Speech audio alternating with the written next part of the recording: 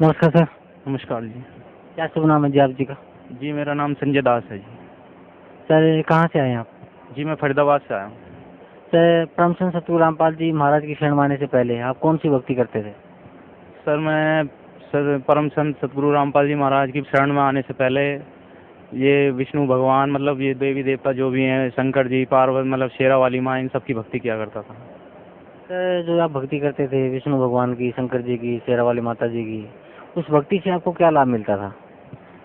Sir नुकसान ही नुकसान ज़्यादा होता था, इतना कुछ लाभ नहीं मिलता था। तो सर फिर आप परमचंद सतगुरु रामपाल जी महाराज की शरण में कैसे आए? सर सतगुरु रामपाल जी महाराज की शरण में मैं अपने मम्मी पापा के ज़रिए से आया हूँ। पहले 2 साल से मेरे मम्मी पापा इनकी शरण में चल रहे हैं, सतगुरु रामपाल जी महाराज जी की। तो वो चलते थे, फिर उन्होंने मुझे भी बताया घर पे कि भाई तू भी चला कर वहाँ, लेकिन मेरी समझ में नहीं आई थी, या परमात्मा का आदेश नहीं होगा बुलाने का, तो इस वजह से मैं समझ नहीं पाया था। उन्होंने बहुत कहा मुझसे कि भाई तू चल हमारे साथ सत्संग में, वहाँ चला कर हम जाते हैं वहाँ। और फिर परमात्मा जी की वाणी भी चलती थी घर पे हमारे, और सुबह शाम नित्य नियम और संध्या आरती वगैरह भी किया करते थे हमारे पापा मम्मी, और माला भी जपते थे। तो मैं उनसे यही कहता था, मैंने कि क्या तुमने सत्संग ले लिया है और ये गुरु जी के चक्कर में पड़ गए हो, कुछ नहीं है, कोई फ़ायदा नहीं होता इन चीज़ों से हैं, और सब ये ऐसे मतलब परमात्मा ना बुलवाए मेरे मुंह से, मैं निंदा किया करता था। तो फिर धीरे धीरे मुझे मेरे आप मतलब उस चीज़ का मुझ पर इतना प्रभाव पड़ने लगा, लेकिन मैं समझ नहीं पाया कि मतलब मेरे घर में इतनी कलह कलेश चालू हो गई, और आए जो मतलब इतनी बुरी दशा हो गई कि हमने पुलिस थाने तक चौकी कभी नहीं देखी थी, और इतनी पुलिस थाने चौकी तक हम पहुंच गए। और उसके बाद में हमारे मम्मी पापा भी सब वहीं पहुंच गए, और फिर हमारी आपस में मियाँ भी मतलब कि वाइफ से भी मेरा झगड़ा हो गया, और वो भी अपने मैके चली गई। तो एक दिन ऐसा आया कि मैं अपना इतना, ये अमरदास भगत जी चल रहे हैं यहाँ सत्संग में, तो वो अचानक हमारे पापा के साथ एक बार सत्संग से यहाँ से गए थे, तो उन्होंने मुझे बताया कि भाई भगत जी आप वहाँ जाओ एक बार, और मैंने उन्हें अपनी प्रॉब्लम बताई कि मेरे साथ ऐसे ऐसे हुआ है। तो वो बोलने लगे कि भाई आप एक बार सतगुरु रामपाल जी महाराज जी की शरण में जाओ, आपका दुख निवारण हो जाएगा। तो मैं मम्मी पापा कहते थे, उनके कहने से नहीं, क्या शायद उन्होंने इसीलिए भेजा था उन्हें मेरे घर पर कि भाई किसी न किसी तरीके से आए ये।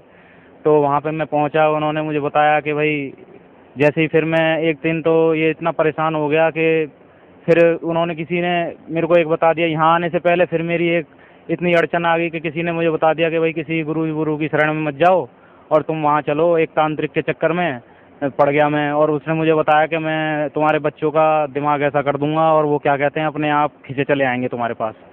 तो उन्होंने कुछ तांत्र विद्या से पढ़ पढ़ा के अपना मंत्र संतर सा, और वो मुझे कुछ सामान टोटके का दे दिया, और वो मैं भी, मेरी बुद्धि भी इतनी फ्री हुई थी कि बस जाके मैंने घर में वो करना शुरू कर दिया। इधर परमात्मा की वाणी चलती थी, इधर मैं ये काम करने लगा।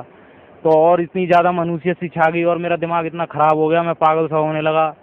और फिर एक दिन तो ऐसा आया, रात को 2 बजे 2-2 3-3 बजे तक मुझे नींद नहीं आती थी, और मैं एक दिन तो ऐसा आया कि मैंने सर पटकने लग गया, और मेरे मन में ऐसा ख्याल आया कि मैं कोई खुदकुशी कर लूँ या सुसाइड कर लूँ। तो फिर कुछ नहीं, तो फिर उन्होंने सुबह मैंने फिर अमरदास भगत जी को बताया कि मैं ऐसा ऐसा हुआ है मेरे साथ और मैं ऐसा करने वाला हूँ। तो उन्होंने कहा भाई ऐसा मत करो, और फिर तुम जाके, फिर मैंने मम्मी को भी बताया अपनी, तो मम्मी ने कहा कि तू पागल मत बन, ऐसे मत, तू चल मेरे साथ वहाँ सत्संग में। तो फिर उन्होंने मुझे अपने मोबाइल में गुरुजी की वहाँ वो सुनाया सत्संग, तो मेरा मन पता नहीं अपने आप ही ऐसा होने लग गया कि मैं उन अचानक मतलब ऐसा अंदर से ही फील होने लगा कि मैं इनका सत्संग सुनूं खूब, मतलब कि असर, मतलब मेरे दिमाग इतना हल्का सा होने लगा, जो मेरी टेंशन थी, जो मेरे अंदर एक बुरी भावना पैदा हो रही थी, वो ख़त्म होने लगी धीरे धीरे।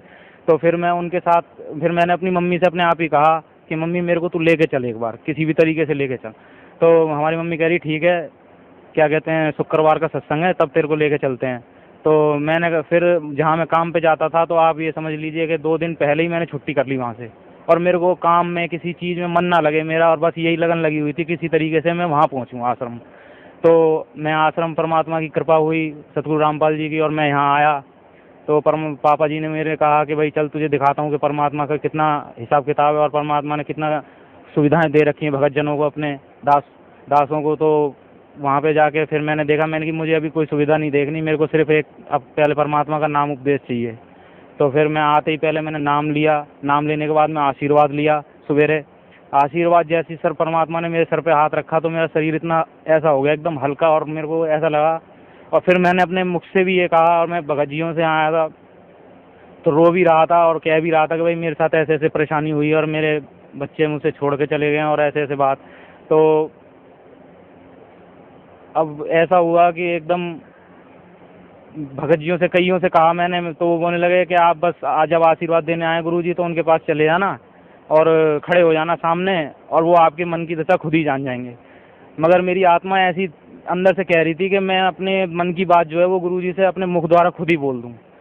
हैं तो मैं आया यहाँ पर, आने के बाद में आशीर्वाद लिया। मैंने आशीर्वाद लेके गुरुजी से खुद मैंने कह दिया कि परमात्मा मेरे साथ ऐसे ऐसे हुआ, जिस तरह आपने मुझे अपनी शरण में खींचा है उसी तरीके से आप मेरे भी बच्चों को भी आप अपनी शरण में बुला लीजिए।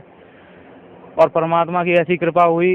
एक बार वहाँ गया था अपने मामा जी के यहाँ, मेरे मामा जी की बरसी थी अपनी मम्मी जी के साथ। तो मैंने सवेरे वहाँ 5 बजे करीब परमात्मा ने स्वयं मुझे आके सतगुरु रामपाल जी महाराज ने दर्शन दिए, और उन्होंने मुझसे क्या कहा मुझे कुछ नहीं पता चला, और मैंने उनसे क्या कहा कुछ नहीं पता चला, जबकि बिल्कुल पास में बैठ के उन्होंने मुझसे बात की। लेकिन मुझे यही नहीं पता चला कि उन्होंने मुझसे क्या कह दिया और मैंने उनसे क्या कहा। उसी टाइम मैंने कहा कि मैंने कि मम्मी जो कुछ हो जाए मैं अपने बच्चों को खुद लेके आऊँगा।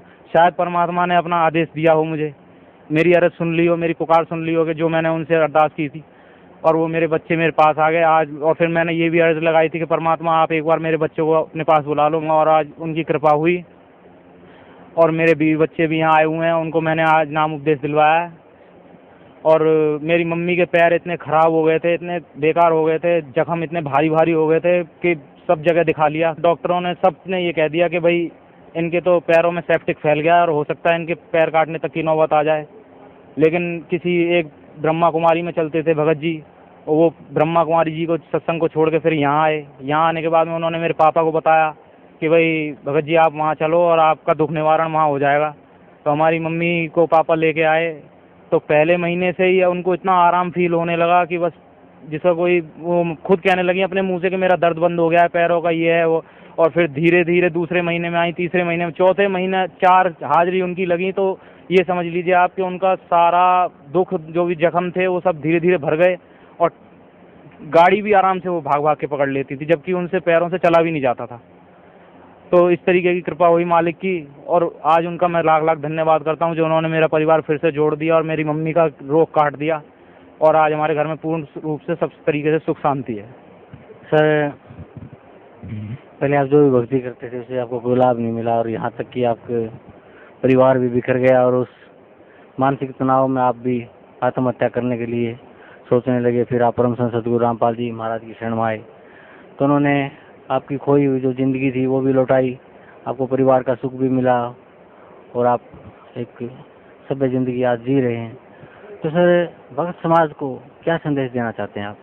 भगत समाज को तो जी मैं यही संदेश देना चाहूँगा कि जो गलती मैंने की है, सतगुरु रामपाल जी एक परमात्मा के रूप में, कबीर परमेश्वर के रूप में, चोले के रूप में हैं, और उनकी किसी तरीके से कोई भगत समाज में कोई भगत अपने मुंह से किसी तरीके की कोई निंदा ना करे भूल के भी। बस अगर वो अच्छा ना कह सके तो उनके बारे में बुरा भी ना कहे, ताकि वो अपने और पाप का भागी ना बने, और जो दुख मैंने झेला है वो अपने वो दुख वो ना झेलें। और इसी तरीके से मैं यही कहना चाहूँगा कि एक बार किसी न किसी तरीके से एक बार आएँ सतलोक आश्रम, और आकर सतगुरु रामपाल जी महाराज का नाम उपदेश लेकर अपना कल्याण करवाएं, और एक बार उनका ज्ञान सुने।